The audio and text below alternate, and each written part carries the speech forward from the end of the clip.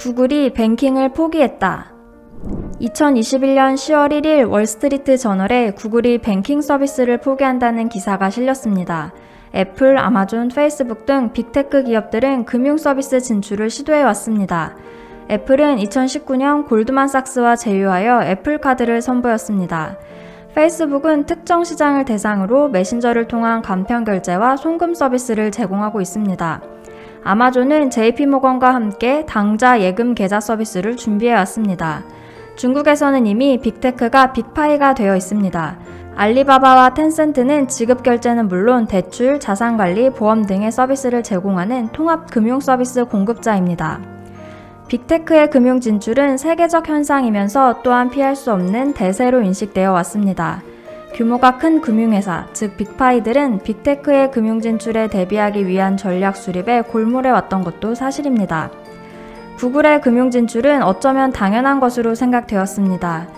구글은 2020년 11월 구글의 계좌 서비스 플렉스를 발표했습니다. 시티그룹을 포함해서 참여은행으로 11곳을 확보했습니다. 시티그룹에는 구글 플렉스 계좌 서비스 대기자로 40만 명이 등록한 상태였습니다. 이런 상황에서 구글이 뱅킹을 포기한다고 발표한 것은 놀라운 일인데요. 구글의 뱅킹 진출 포기의 이유는 무엇일까요? 구글은 어떤 금융 서비스를 기획하고 있었을까요? 구글의 금융 포기는 향후 빅테크와 빅파이의 관계에 어떤 시사점이 있을까요? 이번 영상에서는 이러한 내용에 대해 설명해 보려고 합니다. 구글이 생각한 뱅킹 서비스. 구글의 뱅킹 서비스는 어떤 모습일까요? 구글이 직접 은행을 설립하지는 않습니다. 기존 은행의 계좌와 연계하는 방식입니다. 미국에서는 비금융 기업이 금융 비즈니스를 운영하려면 미 연방예금보험공사와 미국 신협 등 금융당국의 심사를 통과해야 합니다. 하지만 구글의 뱅킹 서비스는 금융 라이센스를 가지고 있는 은행과 협업하는 비즈니스 모델이므로 별도 허가를 받지 않아도 됩니다. 구글의 뱅킹 사업은 시저 센굽타 부사장이 담당했습니다. 2020년 11월 센굽타 부사장은 구글의 뱅킹 서비스 계획을 발표했습니다. 구글의 뱅킹 서비스 이름은 플렉스입니다. 플렉스 서비스는 은행 계좌와 연결된 지불 결제 서비스입니다. 사용자는 구글페이를 통해 은행 계좌를 선택하여 서비스를 이용하게 됩니다. 이용 방법은 직관적이고 단순합니다. 사용자는 구글페이를 통해서 자유롭게 지불 결제와 송금을 할 수 있습니다. 이용을 위한 수수료도 부대 조건도 없습니다. 월 정액 수수료도 당좌 계좌 수수료도 없고 최소 잔고 유지 조건도 없습니다. 플렉스는 개인 간 결제를 지원합니다. 동시에 여러 사람이 결제하는 그룹 페이먼트도 가능합니다. 플렉스는 겟가스와 오더푸드 버튼을 제공합니다. 사용자는 주유 또는 주차할 필요가 있으면 겟가스 버튼을 누르면 됩니다. 플렉스는 사용자의 취향, 소비 패턴, 현재 위치, 주변 상권 등의 데이터를 기반으로 추천안을 제시합니다. 사용자는 서비스를 이용하고 지불은 저절로 이루어집니다. 사용자가 지정한 조건에 따라 최적의 지불 방법이 선택됩니다. 서비스 니즈와 서비스 구매, 비용 지불로 이루어지는 구매 여정을 하나로 통합한 것입니다. 개인의 수익과 지출 내용은 대시보드 형태로 보여줍니다. 언제 어디서 발생했는지를 확인할 수 있습니다. 대시보드 정보를 통해서 소비자는 자신의 소비와 저축에 대해 보다 합리적인 의사결정을 할 수 있습니다. 금융 마이데이터 서비스라고 할 수 있을 것입니다. 인사이트 버튼을 누르면 개인 재무관리 서비스로 넘어갑니다. PFM은 대부분의 금융회사가 제공하고 있습니다. 플렉스의 PFM은 구글 버전의 PFM입니다. 특징은 금융사들이 갖고 있지 않은 더 많은 데이터를 활용한다는 점입니다.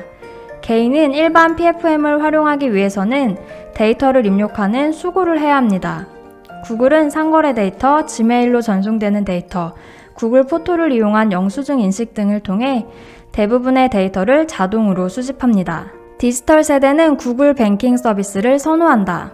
구글이 구상한 서비스는 디지털 세대에 더 인기가 있습니다. 코너스톤 어드바이저리의 조사에 의하면 여러 가지 새로운 서비스들에 대해서 매우 관심 있다 라고 대답한 비율은 Z세대가 가장 높았고 베이비부머 세대는 가장 낮았습니다. 서비스 중에서는 겟가스의 Z세대의 48%가 매우 관심 있다고 대답했습니다.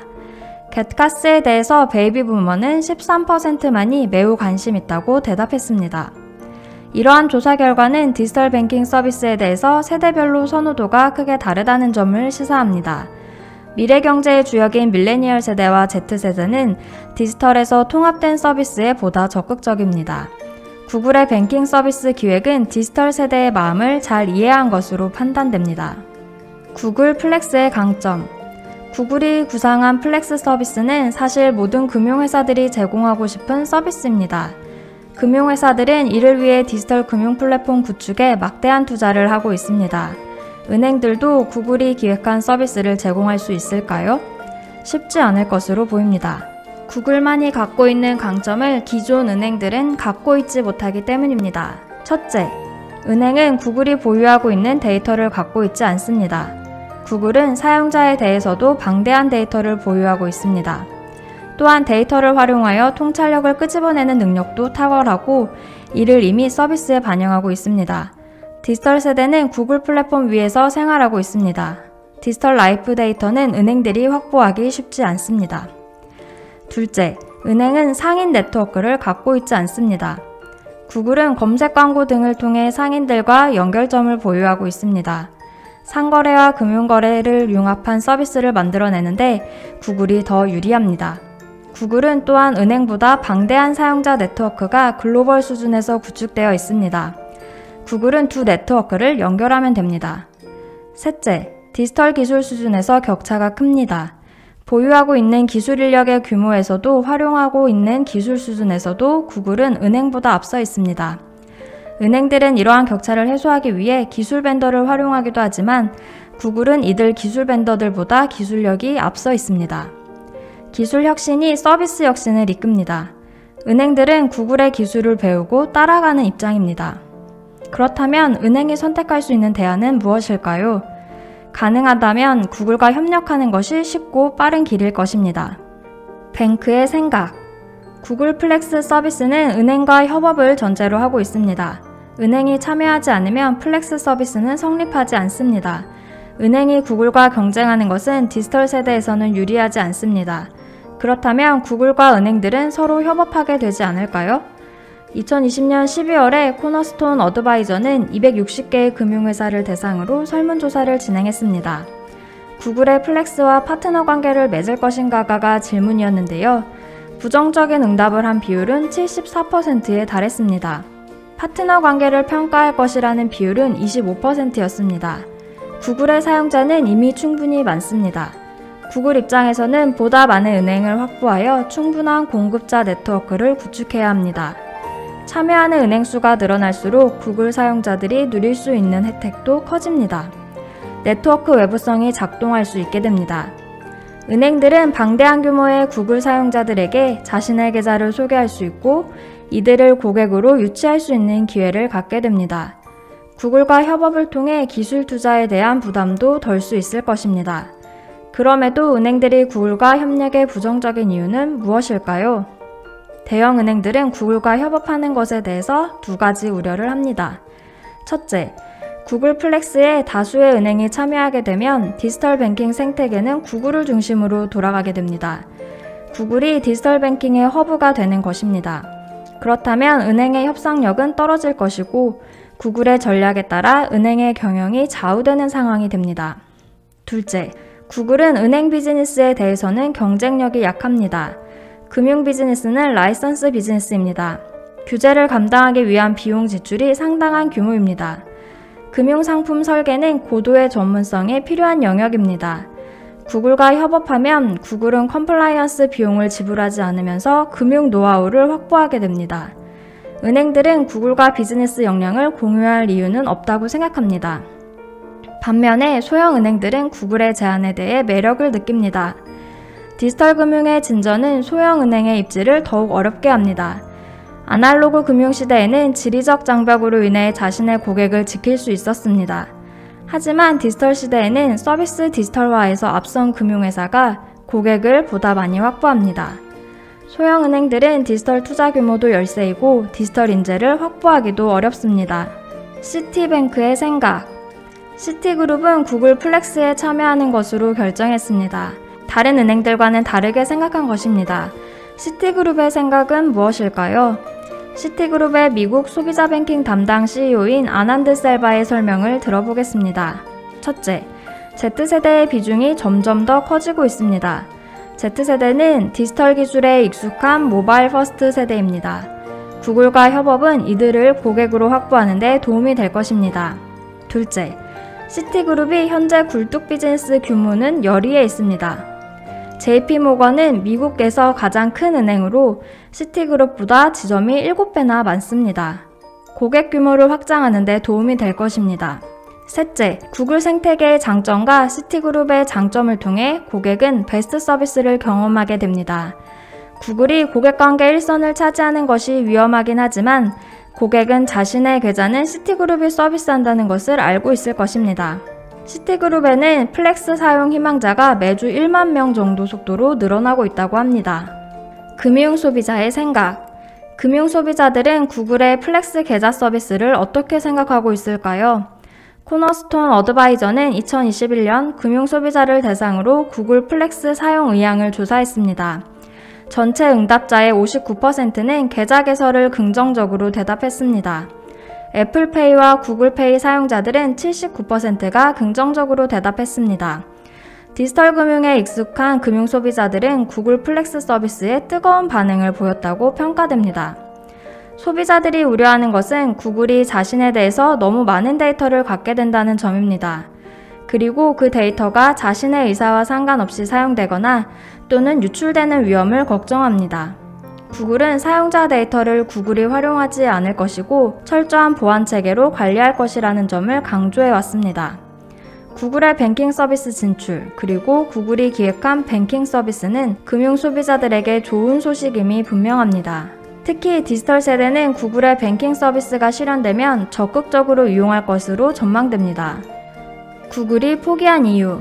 은행들은 부정적이지만 금융소비자는 호의적인 구글의 플렉스는 금융당국의 규제도 문제가 되지 않았습니다. 참여은행도 11곳을 확보했고 출시 전임에도 40만 명의 사용 대기자가 있었습니다. 그럼에도 구글은 플렉스를 포기했습니다. 그 이유는 무엇일까요? 첫째, 프로젝트 실패로 인한 핵심 인력의 이탈.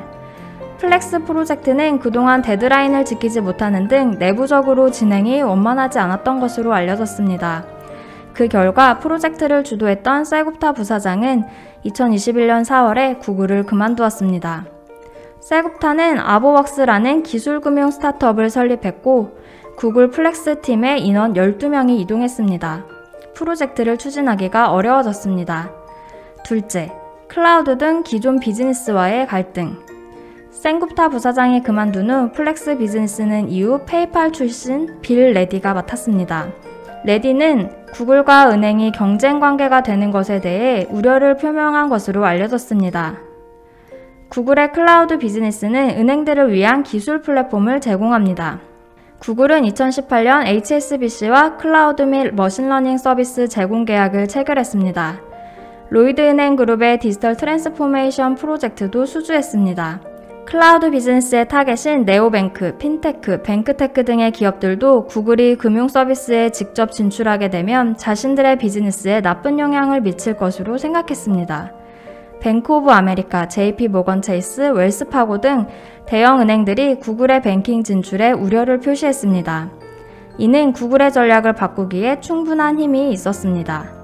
구글의 전략 업데이트.